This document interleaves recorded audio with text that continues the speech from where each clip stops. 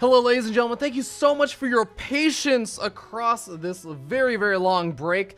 We were about to hop into another really awesome series, Peely versus Semper, but it got sniped from us by the main stage and Warty. But we still got another awesome series on our hands here. I actually don't know what the score is. I know this is not game one, so this could very well be match point. Oh boy, I mean, this is match point. It's a best of 3, but spine down here in the bottom right-hand corner of the map, we have the red Zerg player going for the hatch gas pool. Give it up for Silky from Storm Gaming. And his opponent, spawning up here in the top left-hand corner of the map, we have the blue Protoss player. Give it up for Elevate Gaming's Bales.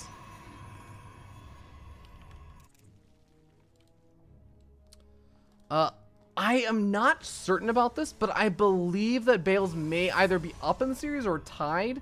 I messaged him and asked him for the invite and all that good stuff, and he seemed to be a little bit frustrated, but I asked him, like, oh man, you know, what's wrong, man? Is it Zerg bullshit? And he said, well, no.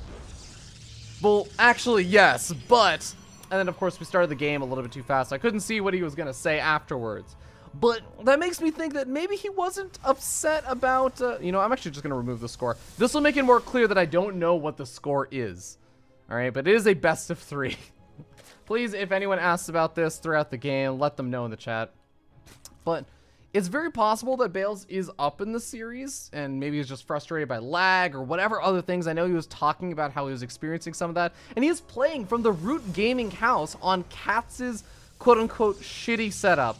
I don't think it's actually Root Katz's legitimate computer or anything. I think that is maybe just kind of some sort of impromptu setup that he's using at the Root Gaming house.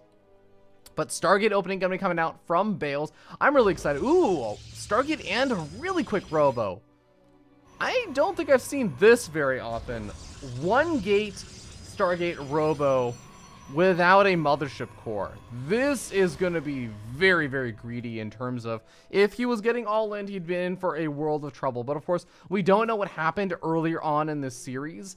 Could have just been that Silky has been playing very, very macro-oriented, or maybe they just played each other on the ladder a lot, and it's been mostly macro-oriented games, in which case, a lot of these risks would make a lot of sense. But we do have Phoenix being made, not an Oracle.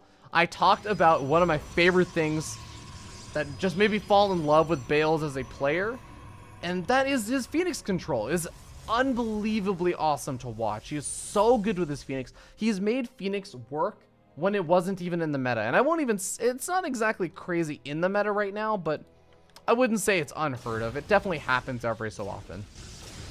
First Phoenix pops out.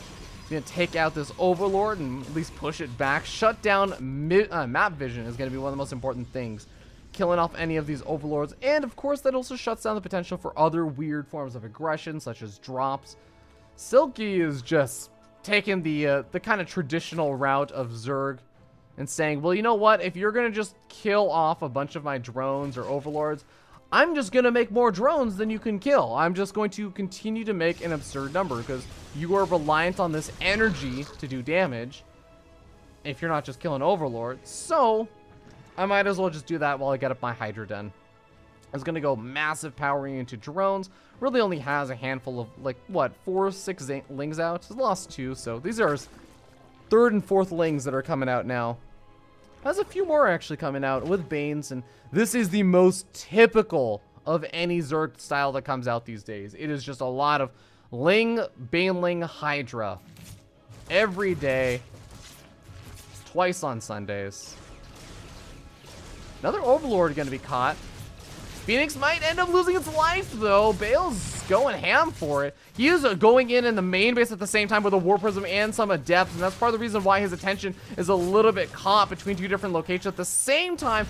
Oh, Ling, just 1 Ling doing some damage over the 3rd, but that alert still gives you a little bit of a scare. War Prism is going to be unloading a few of these Adepts, but not going to be able to do a whole lot over here. Has to back off, and Bales did end up losing an unfortunately large number of these Phoenix in the midst of all that. Losing 2 Phoenix really is painful, because if you get 5 Phoenix alive, 5 Phoenix is enough to consistently put pressure on your opponents, almost regardless of what is going on in the game. But as soon as you drop down to 3, now you have enough to kill off a droner here and there, but One Spore Crawler can easily thwart this. It can make it a lot harder. You can't really kill a queen very easily anymore. So, yeah, you do little bits and pieces of damage like that, but it's never anything super consistent. So, we see a situation where I would say that Bale's losing those Phoenix really hurt, but he got up a pretty quick third, and he got up a crazy fast robotics facility. Remember that. And that's allowed him, surprisingly enough, not to get up that many Immortals. He got up an Observer, but I don't really know where a lot of that production has gone. He's only lost the 2 Phoenix, so it's not like he made Immortals and lost them to a Ling run by. Gemini. I was like, what the hell is this wall off? It is a very creative wall off, okay? This is not an Archon safe wall off. It will definitely get trapped, but you know, you got some backup force field locations over here and here. You got some fallbacks. I don't know, Gemini. I'm gonna try and defend it. He has another wall off coming in anyways, so you know what? That other wall off in the natural doesn't matter. Okay, well, Hydra's coming out in fairly large numbers. The next thing we're going to be seeing is likely the Baneling speed upgrade. Oh, already finished up. +2 melee on the way. And this is where we get to that scary point. Silky going to power out a bunch of Banelings soon, I imagine, but only sitting on 16 Lings. Has 10 more coming out, but probably wants more than that if he wants to get aggressive. I'm actually very surprised how far out onto the map he's moving without any Banelings already morphed in. So he's going to have to wait for some of these to finish, but even the Ling count is fairly low right now. Bale's going to have some extra time. He's got a lot of sentries. He's going to come down very much to the control over here. Changelings moving in. Get an idea of exactly what Silky's going to be up against. Seems like those get dealt with relatively quickly. I like the walling in over here. Makes it very difficult for the Banelings to find another angle. Good force fields locking down those Banelings. Not a single one getting a good connection. And this army is forced back for a little bit. And only 2 force fields spent. A couple of Foot overcharges also spent, but Bale still has 1 more available. Also moves in with the Adepts into the main base. Once again, the Warp Prism still has full shields. Can do some damage. Got 4 Phoenix up over here. Able to potentially pick up some drones later on, but the Adepts do get cleaned up. And the army is pulled all the way back home for Silky. Now transitioning out into Aspire as well as a Hive. Infestation pit already finished up. I didn't even catch that. Where is Bale sitting? Bale's is getting up his own... He's gotten up his Templar Archives. He's getting up Storm now, so he's not sitting too much further behind. And those 4 Phoenix...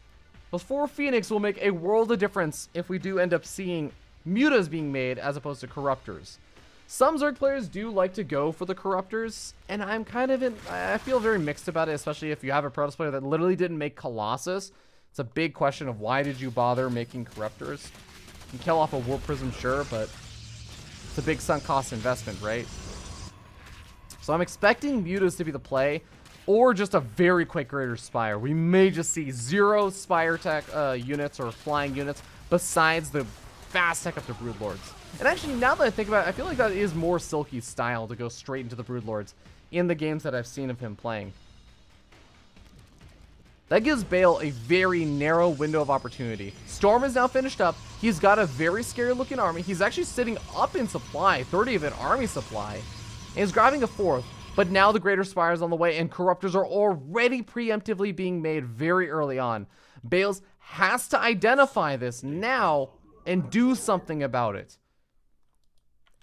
Luckily for him, even if he hasn't identified it, he is moving out across the map because he knows don't leave a Zerg just sitting by themselves for too long. He probably has some suspicions saying, okay, you've been relatively passive for a while. Let's get some damage done. Silky sees it. This was the Overlord, though, is able to move into position.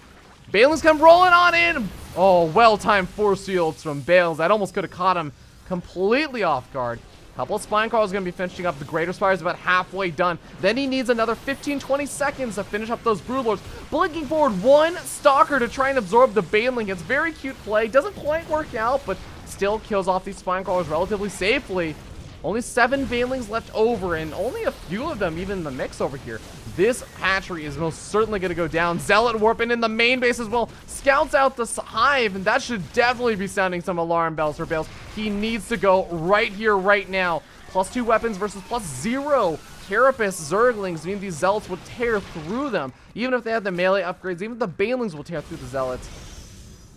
These Zealots will dismantle Lings if they are not Banelings. And only 5 Banelings left over. A couple more being morphed in.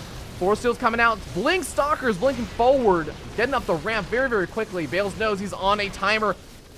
Broodlords are finally finishing up. And here we go. A lot of them in the mix.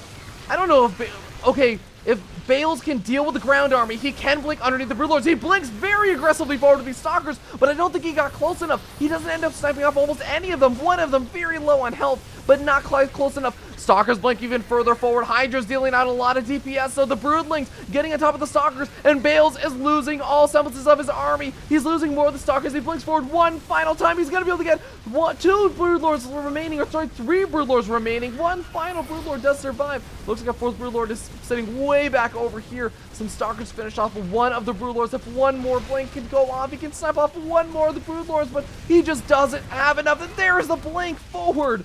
He keeps the Immortals alive. This is such a close fight. Bales has to do a little bit more damage. He's killed off so many of the Broodlords. It doesn't look like any more are coming out. No more Corruptors coming out either. Can Bales snowball off of this? He killed off the 5th expansion. He has his own 4th expansion. He's on an even economy, but he's got to do something here. He cannot give Silky any additional breathing space, because that's when he remakes all of those Broodlords. That's when Bales is unable to just keep up with the Stalker production, because he has to trade out inefficient numbers of Stalkers to take out those Broodlords.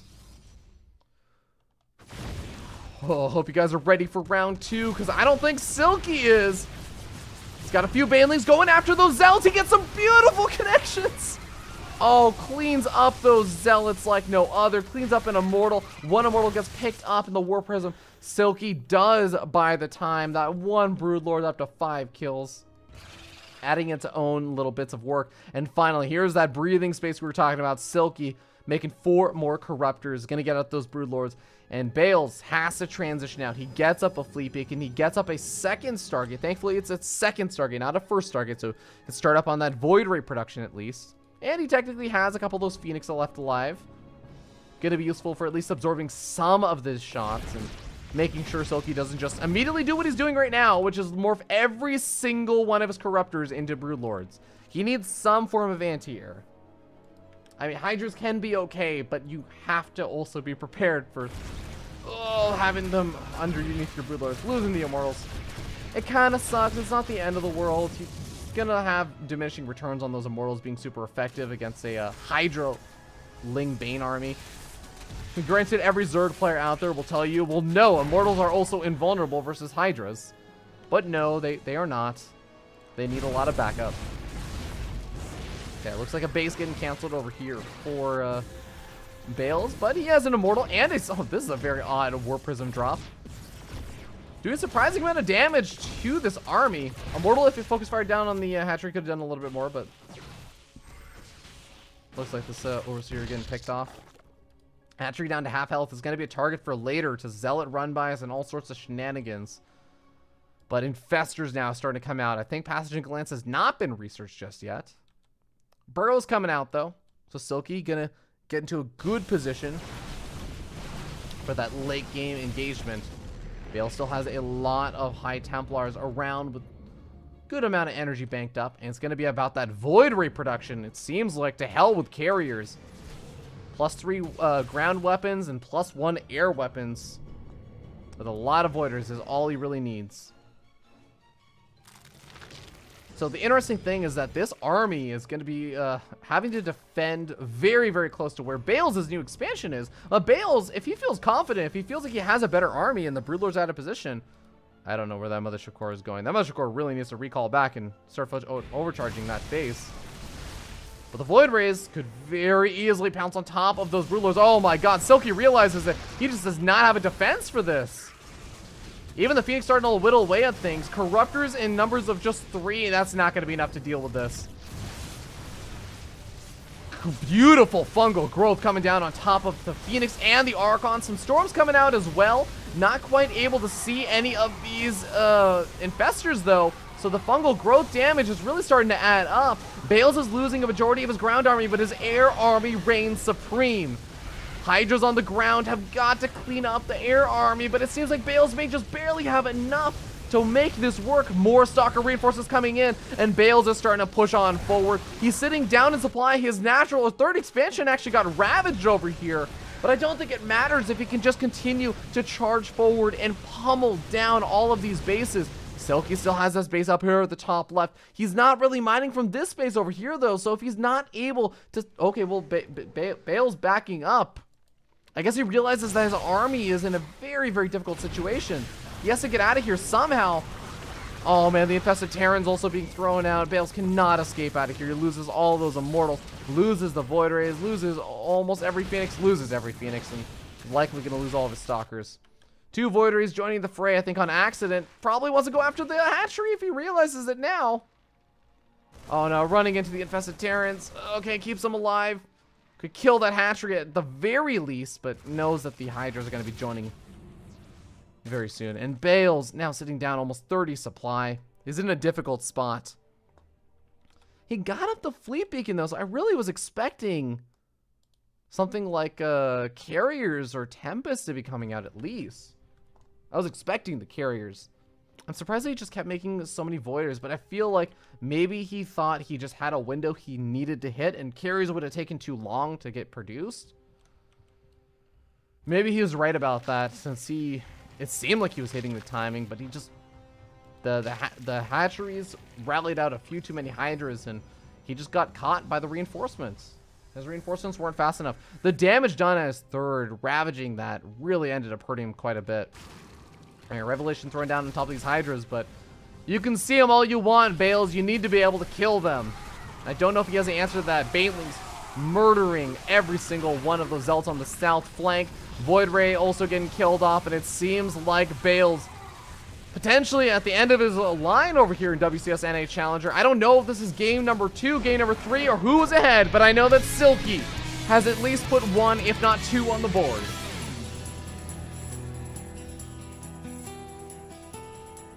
Sorry for the anticlimacticness of that. Not knowing what the actual score is. But let's ask the players. Is that game 2 or 3? Well, what was score? Okay, it's tied up 1-1. Nice. So let's sweet, we gotta get into game number 3. Very, very nice. So remember, this is the final match that these two players will be playing today. We're gonna be hopping onto Odyssey now for game number 3. The other series of Peely Peely with Semper has finished and concluded. Peely Peely ended up winning and is now facing off versus Neeb in game number 1 or 2, I assume. But here we go. Winner of Peely Peely versus Neeb goes on to a qualifying match. Winner of Silky versus Bales, winner of this game, goes on to a qualifying match. Since we didn't get much of an opportunity, I'll go ahead and really quickly show you guys a bit of information about Silky. Ugh, this XSplit lags a little bit. Sidestorm Gaming player from the United States. Looks like PvZ has been one of his better matchups. He's been doing fairly well in it. Taking a look at their matchup history, though, they're sitting 2-2 tied up. But a lot of these games are from 2014, 2015, 2016, 2017. Here we go. Game number 3. We'll see you guys on Odyssey.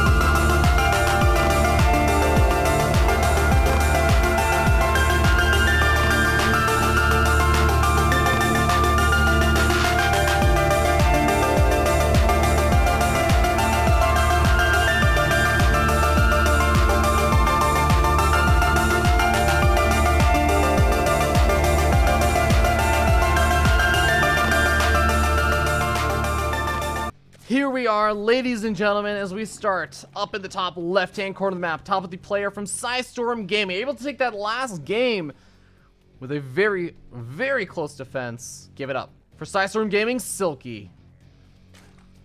And his opponent, spun down here on the bottom right-hand corner of the map, the blue Protoss player from Elevate Gaming. Put your hands together for Bales.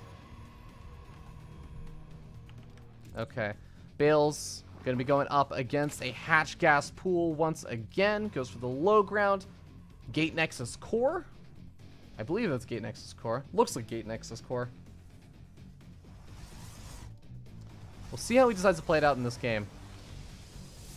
We saw some of the games that Bales played earlier on today versus Semper, where we talked a bit about how Bales is one of those players that I think he's willing to cheese, but more often than not, he's playing out the macro games. He's playing out that kind of comfortable, solid macro style.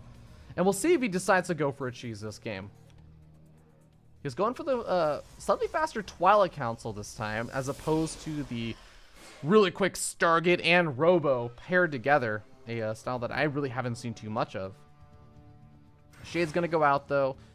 Try and find some damage, and of course find some scouting information, see what his opponent is up to. If he's going to be a faster Roach Warren, it's going to be a lot of gas being mined right now if there's a Baneling Nest. Checking for any kind of weird all-ins, and of course scouting on the location of that third, as we see.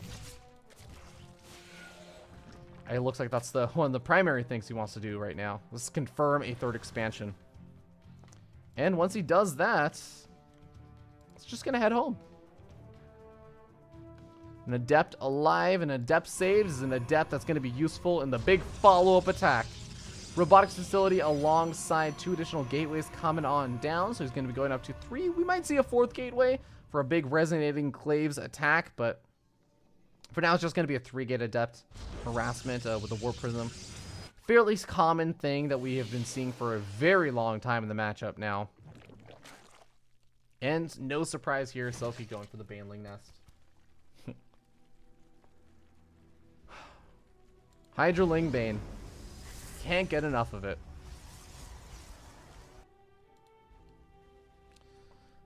So, thinking a bit about these two players, I believe that the winners of these series are going to go on to face off versus the loser of Masa versus Jon Snow, which is currently being played on the main stage right now. If you want to check that out as well. Main stage is also showing. Main stage has been showing 2 games at a time, so they're probably showing Pili Pili versus Neeb and Masa versus Jon Snow. Masa, who defeated Neeb earlier on today, 3-0. Who would have thunk it? Well, people who tuned in for the Kings of the North show match might have thought it, as Masa did defeat Neeb there as well. Apparently, he's just been proxying literally every game. It's just like, okay, so Masa, what's your secret? Well, I proxied 6 out of 7 games in the best of 7 I played versus Neeb and beat him. And then I proxied 3 more games, and I beat him there. So, yeah, proxies. Okay, Adept Harassment gonna be coming in. And not finding too much just yet. Knocking out the Xel'Naga Watchtower Vision is important to keep Silky on the back foot, but as soon as that Warp Prism runs over some of those creep tumors, Silky should immediately be reacting. Silky should be immediately reacting. Silky should have seen this. Well, luckily for him, this is not the bullshit Sentry loaded up with the Warp Prism. Force field out my opponent from their main base. Kind of Warp Prism harassment. This is just the Adept harassment. Try and find some little bits and pieces of damage. Looks like the Adept maybe trying to move forward and kill off a few Adepts or see them sacrifice their lives. Not going to find it, but whoa, we got a 3rd expansion, but 6 more gateways coming on down. Spiraling out of control with that Warp Gate production. And is going to have a crazy amount of gateway units. Really going to be in a good position to make for a strong 3-base timing attack. Maybe in about 2 to 3 minutes, I think. Probably, maybe even a little bit sooner. He's going to have a few Immortals. He's going to have some Sentries. He's going to have a lot of Adepts. A crazy large number of Adepts. And this is going to be timed out around the same area where Silky is going to be getting up the Hydras in the large enough number that he wants. Getting up those Lings and Banes. I'm going to be coming down to the big engagement, I feel like. Who's going to have better control, better positioning. Oh, I love this. Look at this Good focus fire from those adepts on the banelings, trying to soften them up and get some target fires down. But Silky is a little bit too fast to react. All those warp gates now finished up. It seems like Bales can make that push out a bit sooner than I thought, only a minute later, as opposed to almost 2 minutes later. And here we go. Where's Vegetation going to be? Catches all of the queens in exchange for 4 force fields. He's going to be feeling great about that with this many sentries. This is such a scary push in. Oh, a couple of the banelings do make some connections, softening up some of the adepts, but I just don't know if Silky can actually contest with this. Unless Bales runs out of force fields, which he is, to be fair, starting to run a little bit dry, but the banelings move in a little bit too early. A lot of them losing their lives over there. The Hydra's barely even coming out. I think that this is just going to be how Silky goes out. Not with a triumphant win, but with a bit of a whimper. As he gets Protoss in game number 3. GG to call. Bales with a big push in. Takes game number 3 and keeps his hopes alive, making it to day number 2. And Bales moves on to a qualifying match. Big congratulations goes out to him. Always good to see my boy Bailey doing rather well. And yeah, that is really, really awesome to see. As I feel like Bales is one of those players that I think comes up and down in terms of his performance. And it's really awesome to see him when he's in those ups.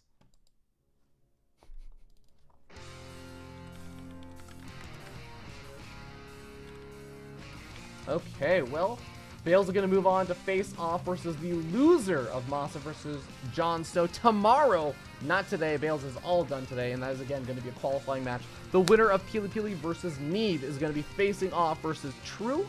But that means that we are done with our coverage for WCS NA Challenger today. Pili just hopped into another game, so I think it might even be game number 3. No sense in really me waiting around. Main stage is also covering that, as well as Masa versus Jon Snow, so not any games left for me to cover. Now, I want to very importantly note, guys, just because the games are done today doesn't mean there's WCS Challengers done for me tomorrow. Because while I will not be covering the main kind of matches that are happening, I have been asking for all of the replays of every unbroadcasted match for WCS NA Challenger.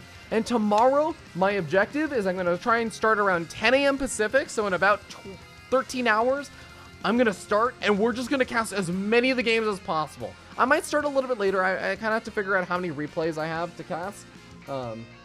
But I'm just going to cast games. I'm just going to cast them until I got nothing left to cast, or WCS NA Challenger day number 2 starts, and then I'll just cast the games a little bit later on. So, hopefully you guys enjoyed my coverage. I hope to see you guys back in 12 hours. If you guys want to just catch that, the easiest way is to just follow the channel, and you'll get a nice old email notification, or of course, just check back in 12 hours. Just follow me on Twitter over at FearDragon64. And if you enjoyed all that downtime YouTube content, and of course want to see all these VODs on YouTube, they're also available on Twitch for free. But I like to cut them up on YouTube. You can, and of course, again, the downtime content that I think some people enjoy. You can find those over on YouTube.com/FearDragon64. Big shout out to all the wonderful players we got to see today. I believe the matches we got to see were, what did we start with? We started with Elevate Bales versus Semper. Catch him at Elevate Bales and at Root Semper on Twitter. Then we went on to Semper versus M Canning. Once again, Root Semper, and at M Canning on Twitter. We had, was it M Canning SC2? I think it was M Canning SC2. And then we went on to Puck versus Neve at On Fire Neve and at Root_Puck. And then finally we close things out with Silky versus Bales. And I believe that Silky is PSI Silky. And of course, Bales is still Elevate Bales. So thank you so much for tuning in. Have a wonderful, wonderful night. I'm going to try and find somebody to host.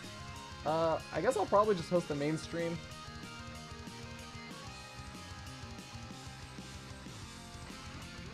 Yeah.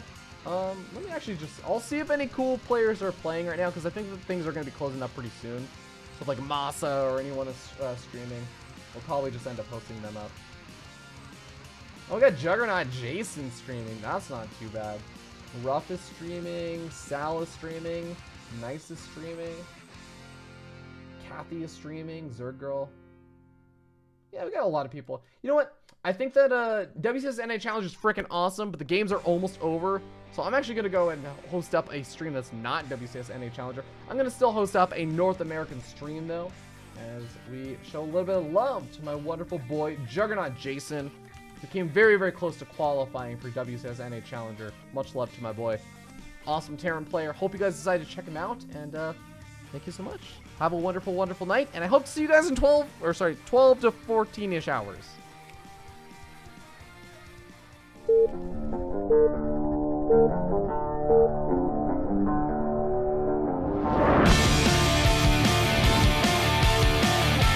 Yo, so many banlings, Tasteless, crashing on in. Is this working? Wardy, is this working?